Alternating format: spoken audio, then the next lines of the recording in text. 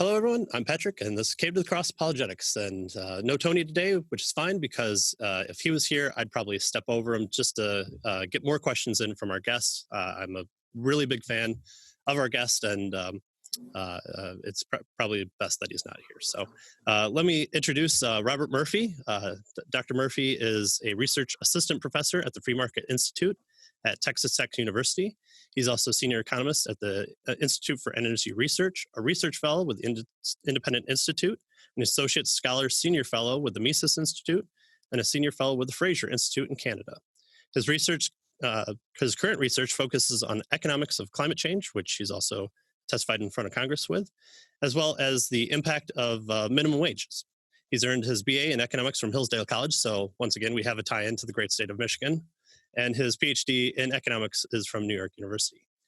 He has authored numerous scholarly articles in energy policy studies, over 100 popular publications for lay audiences, and multiple books including Politically Incorrect Guide to Capitalism, The Great Depression, The New Deal, The Primal Prescription, Contra Krugman, Smashing the Errors of America's Most Famous Keynesian, his newest one, and two of my absolute favorite books just in general, Choice, Cooperation, Enterprise, and Human Action, which he's taken Mises's tome and distilled it down to people that can read it like me. And a textbook for junior high students, which I'm currently reading, Lessons for the Young Economist, which is available for free from the Mises Institute. And if you ever want to read Murray Rothbard's Man, Economy, and State, get Dr. Murphy's study guide, because I always say it's like reading A Clockwork Orange. There's this like made up language in it, and so if you kind of put the book down and you walk away from it, you completely forget what that type of language is. So you have to get rolling again. And so Rothbard's pretty much the exact same. As you really just need something to go back and kind of test you on what you make sure you know. So he also hosts 3 podcasts, including Contra Krugman, The Laura Murphy Show, and the aptly named The Bob Murphy Show. So Dr. Murphy, again, thank you for joining us here. Thanks for having me, Patrick. Glad to do it. Yeah. The first question is pretty much just for me. And so I can imagine what it's like to be Brad Pitt, in the sense that how famous he is, probably just, leaps and bounds what I probably can imagine. How is it for you being the Brad Pitt of economists, for at least me? In what I mean, so I appreciate. I mean, you emailed me before this saying that you're riding a train. I'm assuming if I'm on that train, I am just deluging you with handshakes and attaboys and just. So it had. I don't know if this is what you're getting at, but it is. I mean, so obviously, like if I go to a libertarian conference or something, people there know me. There was one funny time I was at an economics conference, and I was going down the escalator, and other people were going up. It was a big conference. It was like in DC or something. So there were hundreds of economists there. And I heard this one kid, like they didn't know that I could hear him. And one kid goes to they were younger, so I'm calling them kid. They were probably like 22 or something. And one goes, "Hey, look, that's Bob Murphy." And his buddy goes, "Who's Bob Murphy?" So that's pretty good. If this is the kind of thing, when I came out here to Chicago, when I was coming to look for an apartment, I was on the subway or the L train, they call it. And somebody came up to me and he said, "Hey, you look like this guy." And he held up my Wikipedia entry like on his phone, and it was in a sort of picture of me. Yeah. And because though he didn't say like, "Hey Bob, it's I'm a fan," or so, he just said, "You look like this guy," and held it up. I was playing it cool. Like I thought the kid was, he did it funny, so I was just playing back with him, and I was like, "Oh yeah, I do." Yeah. And that's all. And I didn't like break character, and I was real dry. And then he just got quiet and turned away, and he didn't say anything. Come on. And so then I was worried, like, what the heck? And so I was trying to think of what to say, and I didn't want to say, "Are you a fan?" because that just seems so narcissistic. I said, "Oh, do you listen to the podcast?" I came up with something neutral. Yeah. And he went, yeah. And then what turned out that the reason he reacted like that to me, instead of saying like, "Oh, hey, listen to your stuff," or what, is because he said he had done that to someone else 6 months earlier. But it wasn't me. He had gone up and erroneously said to someone, "Hey, you're Bob Murphy," and the guy was like, "Oh." So apparently this kid's got a lot of false positives. But that's great. Well, yeah, I'm just a huge fan, and I remember you and your co-host for both the Contra Krugman, Tom Woods, for those who might not know. We're talking about how no one really knows references The Simpsons or Seinfeld anymore. And so my reference that no one will get anymore is that this summer has been the summer of Bob Murphy for me. I proclaim this the summer of George! Because I've been reading Choice for the second time. You just came out with Contra Krugman, so I had, of course, have it both in the ebook form and have Tom Woods read it to me.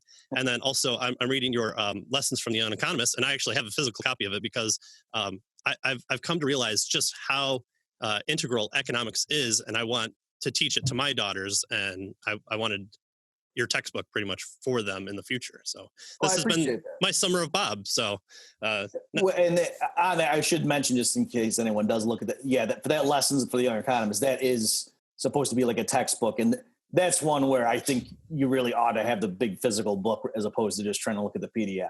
Yeah, but it's amazing that you and the Mises Institute have put it out there for free. It really is.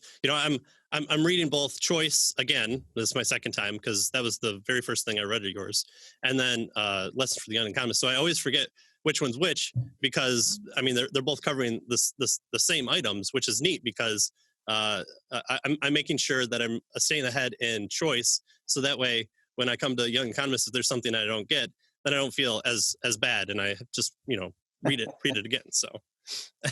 So one of my goals on here was to have you on because I believe there's a kind of a hole within Christian circles, and I believe that Christianity there's no ground that God doesn't touch. And so that's one of the point of this podcast is to say, hey, there's a lot of philosophy books out there that people are scared of, because if you hear philosophy, you think, oh, there's people with beards and polyester and tweed and what have you, and they're sitting on high and they're using words like, oughts and is, and, they're telling you that nothing is something. I'm saying, no, that there's a lot of good stuff within these books where, you might think, oh, well, that's for somebody else. I need it really dumbed down. And so we're offering this podcast as a way to kind of have a book study, if you will, and say, let those two people do the heavy lifting because they read it and distill it down. And I feel that economics is one of those ones where other than a few points, there's R.C. Sproul Jr. has a book and a few other people that have written about economics, but it seems to be more, in general statements. And I know that you are a full-fledged, a Protestant Christian, and your Christianity comes out within your writing. And so I appreciate that about you. In fact, the first time I emailed you, I heard about Dave Smith, the comic Dave Smith, who at the time was an atheist before he was a deist or whatever he is now. And he was giving you high praise as a Christian who was anti-war and had always been anti-war and made good points as far as utilizing your Christian worldview to bolster up the fact that you were anti-war. It wasn't so much that it flowed out of your desire and then you filled in your Christianity to say, here's kind of the God of the gaps. The way that you live your life is as a Christian, and your podcast has that as well, as you're a Christian and an economist. And I think through living out your life in your work as well, you are proclaiming God's glory because of the truth that you're representing there. So I know that's a big intro there, but that's one of the reasons why I want to have you on, because I feel like that there's this kind of missing link between Christians and writing in non-theological areas like economics.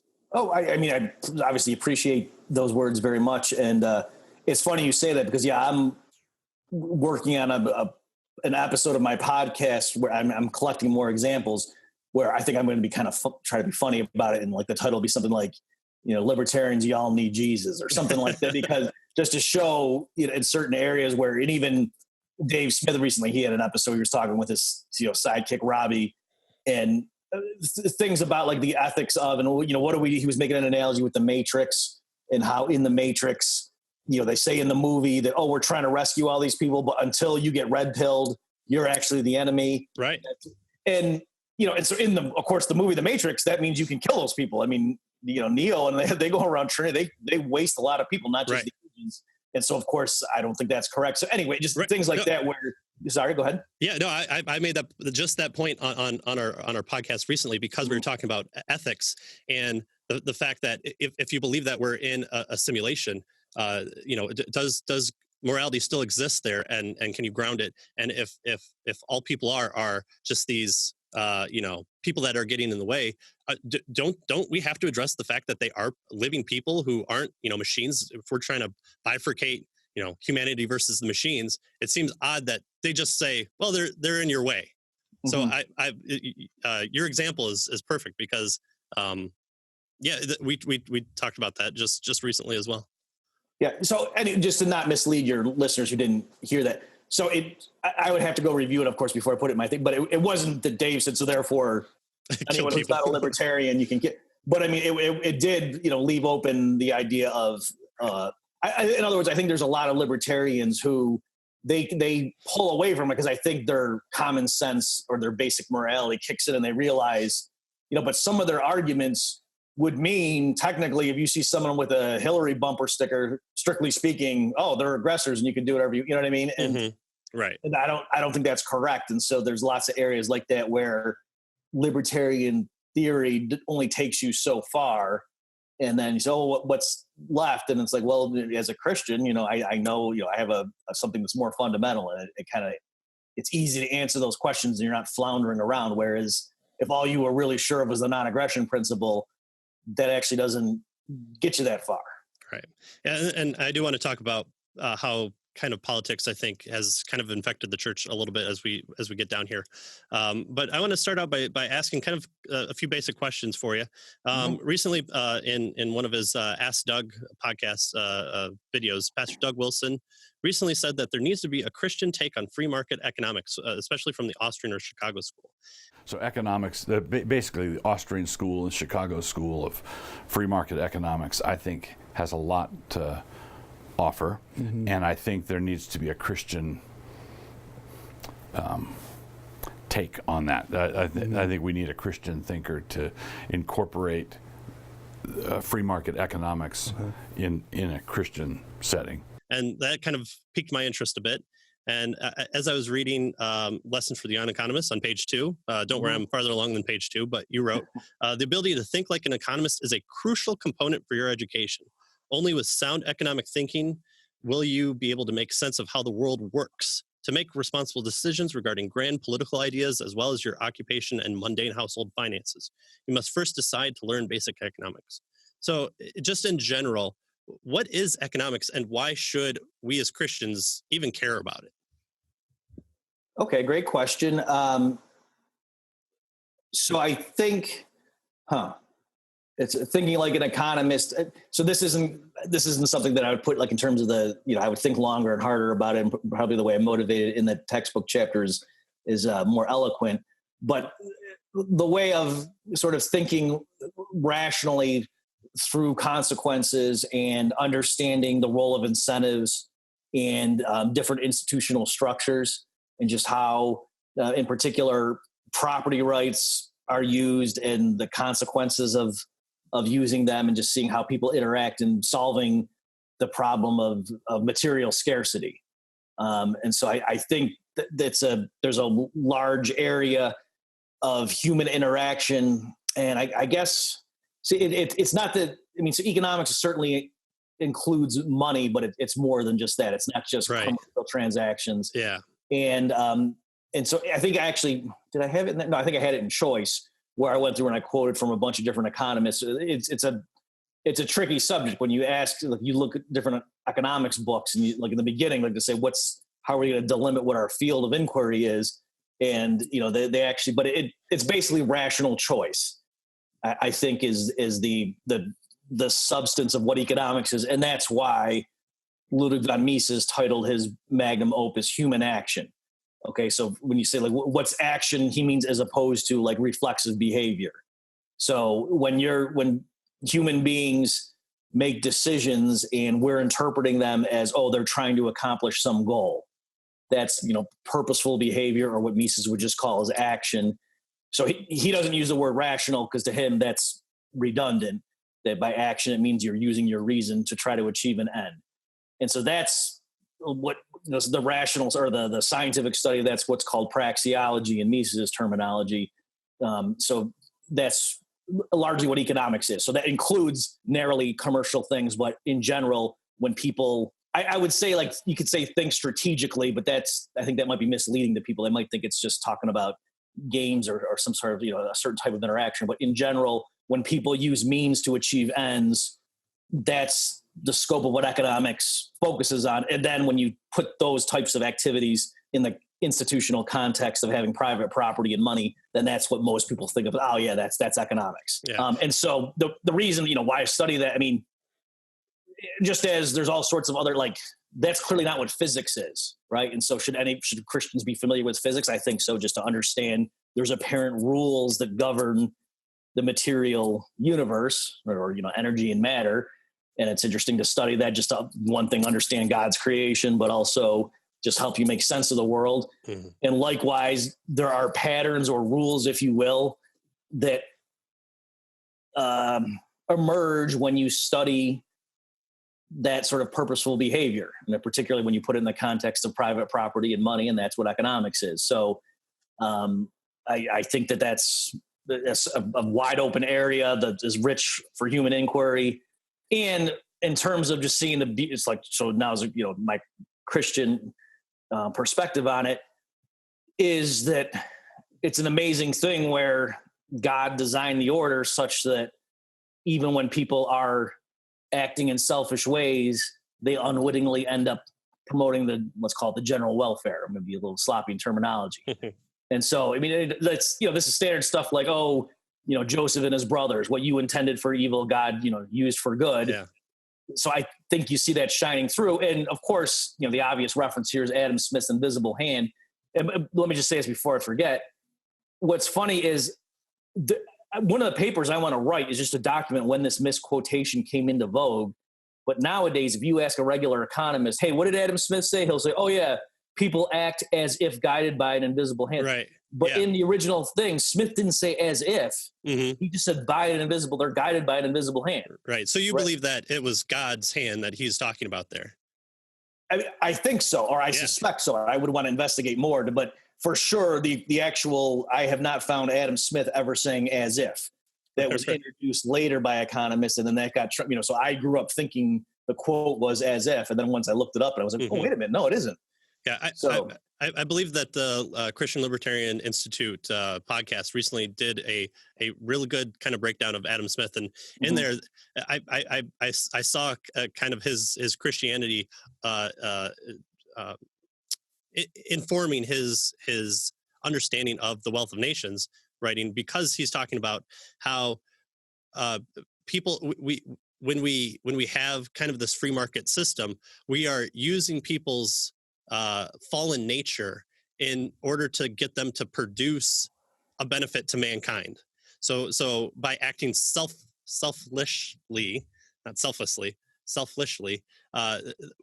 we're turning potential warlords who 200, 300 years ago would have gained power through their might, and are allowing them to put that energy into producing goods for people and saying, haha, now I've turned a profit. Mm-hmm. Oh, good. I mean, everyone benefits from that. And so I think he's talking about man's fallen nature when he talks about their selfish kind of normal attitude. Yeah, I agree with all that. Also, too, just to give more of a better answer, or fuller answer to your original question, as a Christian, too, just studying economics, I think, in particularly the strand of it that you could call free market economics, for lack of a better term, I think it shows, let me put it this way, a lot of the stuff that Jesus teaches, like in the Sermon on the Mount or something, it sounds crazy, right? And like the world says, no, that couldn't possibly work. That's a suicide strategy if you were to do that. And so you see echoes of that sort of, incredulity in political issues too. Like, oh, are you kidding me? Like you can't, like if you went back into the Middle Ages and there was like the system of, people having different occupations just spelled out for them with guilds and so on. And you said, no, how about just anybody who wants to become a cobbler can become a cobbler. It's not that your dad has to have done that and train you and raise you, or you have to go find an existing master to train. Just, yeah, you want to be a farmer, go be a farmer. You want to be a painter, go do that. You want to be a carpenter, go ahead and just let anyone be what they want. And no one can force you to pick an occupation. The average person would have said, that's crazy, because what if everyone chooses to be a farmer? Then there's not going to be any carpenters. What if nobody decides to be a farmer? We're going to starve to death. That's nutty. And if you sat there and tried to say, oh no, don't worry, wages would adjust, and that would give the feedback people would, that would sound stupid. That's like a very risky thing, to say the least. And they would probably tell you quite, we have experience here. We clearly know that your system of free labor choice wouldn't possibly work. Yeah. And so so that things like that in general. So, me coming more and more, there was a period of atheism in my life, but I was still a free market economist at that stretch. So I'm saying that having that in my back pocket, like that, I think helped open up my mind to see the possibilities that, just because, or the things Jesus teaches, even though that sounds like, oh, that couldn't possibly work, that no, you're being too cynical and jaded. If more and more people actually did this and listened to them, you just watch what would happen. You'll be amazed. Yeah. Yeah. I liked one of your kind of more recent episodes too on the immorality of slavery. And not so much that, owning people is wrong, because, we even as Christians, we can make that argument. But you talked about how putting slaves in this kind of forced perspective doesn't allow them to kind of reap benefits from their own free will produced labor. It doesn't allow for them to want to, develop new technologies that they might, where if you give them an incentive to kind of reap the benefit either through, profit sharing, or the ability to just break apart on your own and only produce, iPhones in the 1920s, it would have given them the ability to do that. And I thought that was just a really great take on, yes, we can talk about the immorality of slavery. And it's interesting to see how Paul doesn't really address that when he's talking to Philemon. He talks about, love your brother as a fellow Christian. And then if you do that, you kind of get also added benefits. And one of those, I think Paul kind of sees where that's going to go, where if Christianity does take hold, which I think he believes he's going to, then the entire Roman world falls apart, just in its labor, for its servanthood. And it eventually did, because one of the driving factors was, well, if you're just using free labor, who's hiring the free Romans to come in and do anything? Well, no one. So then you're going to have, a problem just from free people not having work. Yeah, I appreciate that. And what's funny there too is, just to help your listeners who aren't familiar with that line of argument, there's a whole group of historians and social scientists more generally who are arguing that U.S. capitalism benefited greatly, from the existence of slavery. Right. And so the reason they're doing that, they would say, well, we're documenting historical things and we're spreading the truth of our scholarship. But I'm saying, to what end, what political goal is that serving? Is they want there to be a stain on capital. They don't like capitalism. And so they can't deny that, oh yeah, the U.S. produces more stuff than the Soviet Union did, or that communist Cuba did, or North Korea. But we want to taint it somehow and say, okay, but it's guilty because it has this original sin of slavery. And so partly what I was pointing out in my work is, okay, but look at what you're doing. You're actually teaching people, if you just set aside the immorality of it, the way to prosperity is to enslave a fraction of your population. And are you sure you want to be teaching people that? Right. Like, let's make sure that that's actually true. Mm-hmm. And so it's kind of funny when I'm going around saying, no, actually the U.S. was poorer in 1850 because of the existence of slavery. Had they freed slaves, in the year 1800, the U.S. would have been even richer in the year, 1910 than it was otherwise. And so it's not true that U.S. prosperity nowadays can ultimately be tied to the benefits of slavery, putting aside the horrendous immorality of it. No, we're poorer now than we otherwise would have been, right? And yet that shocks a lot of people, and they get real defensive when it's like, no, especially for those whose careers are, for academics who spend more time denouncing slavery than I do, it's funny that actually their dog in the fight is to say slavery is a very productive system. Right. That's kind of perverse when you think about it. Yeah. So we should all go back to that in case, we can become too populist or something.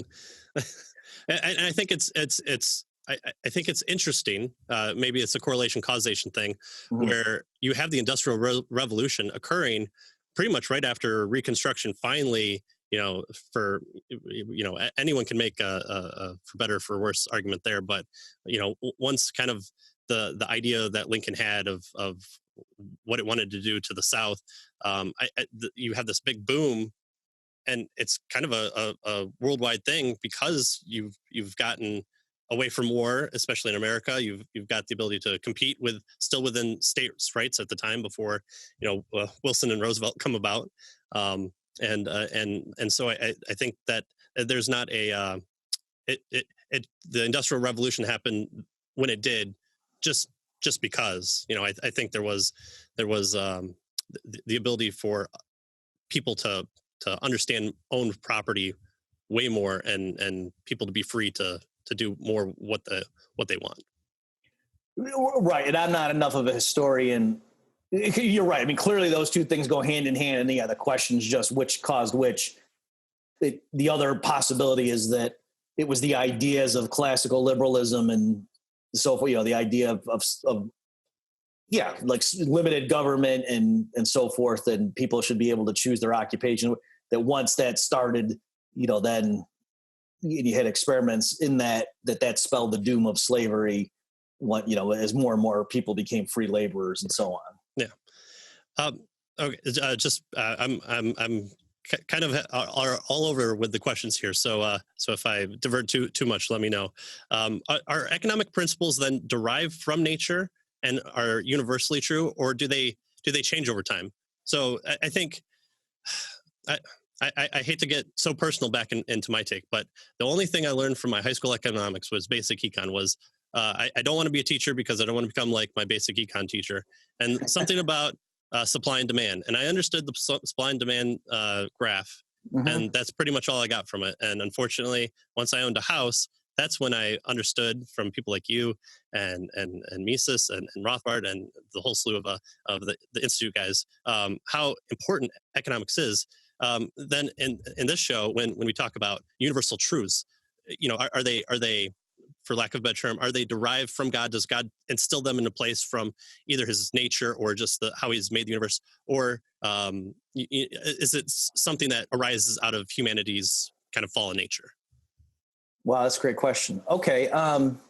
I do have to say, one of my most crowning achievements with Twitter was asking you a Twitter question was, if the fall never happened, would current economic principles be true? And you said that it won the day. So I have that like framed in my room. So what did I say? I said that's the question of the day? Yeah. I think it was probably something like to divert away from everyone talking about, I don't know, Trump or somebody. And so we're like, well, let's have a discussion on what's really good economic questions. And so that was my questions. Okay, great.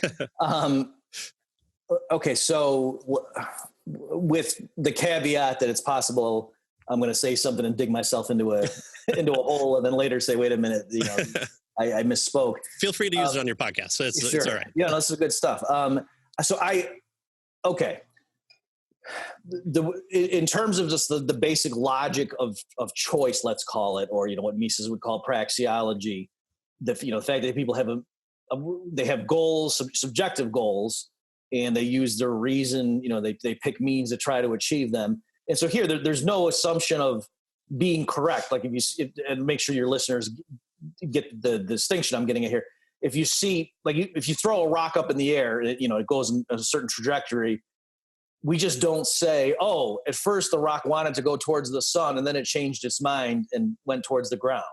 That's just not the way we don't attribute motivation and desires to inanimate things. Mm-hmm. That's not the way we talk nowadays. Whereas if you do see someone, driving her car and she's going, towards the store and then does a U-turn and comes back, it's perfectly, quote, scientific to say, oh, she thought she needed to go to the store and then she realized she forgot her wallet and turned around. That's not unscientific to talk like that. To assume that human beings have desires and choose means to try to achieve them. So you can actually derive a lot just from that type of decision. Let's say, like the stance you take as an analyst to say we're going to attribute intentionality and subjective goals to these blobs of cells, whereas a chemist could look at your body, just a collection of atoms or something like that, or a physicist could, and the constituents of your body in terms of matter presumably obey the laws of physics, right? And so they could just look at you like that, but that's not the way we look at you as an economist. Right. And so a lot of those first principles are actually, there's not really anything empirical or testing about it. So for example, I can spin out a lot of the bullet points that would be covered in an introductory chapter of an economics book, like How to Think Like an Economist, you alluded to earlier. A lot of those, or I would say all of those principles, they're not really empirical. So things like to say every choice carries a trade-off, or every decision has an opportunity cost, or to say people respond to incentives. They're not mere tautologies. It's not that I'm saying a bachelor is an unmarried male, which is really just a definition. It seems like I'm saying something about reality with those earlier expressions, and yet if I say okay, every choice has a trade-off, how would you test that? You know what I mean? Like, would you go and say, oh, we went and we looked at 1,000 choices, and in every single one there was a trade-off. So far, so good. You'd realize, well, no, you're missing the point. Like, just by the nature of it, if I'm deciding to view what you did as a choice, then necessarily there must be a trade-off because there was a second best thing you could have done, and the value to you of that is what we call the opportunity cost. Okay, so it kind of, the fact that there was an opportunity cost in your decision flows from the fact that I decided to call that a decision. Whereas, if someone just flings hot oil on you and you flinch, you didn't really choose to do that. That's just an involuntary bodily reaction. So that's the distinction we're making. Right. And so all those standard principles, and even like supply and demand curves in analysis, I can build all that up. Now, and so the issue is, so economics as a science would exist regardless of the condition of man, let's say, so long as people had choices and subjective goals and it had reason. But I suppose a thing probably a lot of economists would say is that in the Garden of Eden there wasn't scarcity, at least the way we think of it now. Mm-hmm. And so it's possible that it wouldn't have been useful to elaborate economics, that you wouldn't have needed it for anything. So that it wouldn't have been false, but it wouldn't have been very useful. So I don't know if that's the way to get it. And also, let me just mention, some people do push it even further. I don't know if Mises does, certainly Austrians, I can't remember who said this, but we're saying even in the Garden of Eden, there would still be the flux of time. I think probably it was Mises that talks like this. And so even if, you weren't ever worried about going hungry, still at any given moment, you could only be doing one thing, or, one subset of things that you could do simultaneously. And so you'd still have to order your day. You'd still have to come up with, what am I going to do right now? What am I going to do next hour? If time still passed.